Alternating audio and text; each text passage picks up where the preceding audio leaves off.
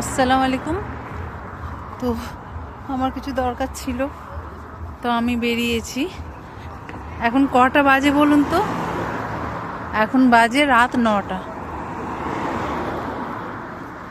কিছু দোকান 9টা অবধি খোলা থাকে, যেমন এখানকার কিছু যেগুলো দোকান,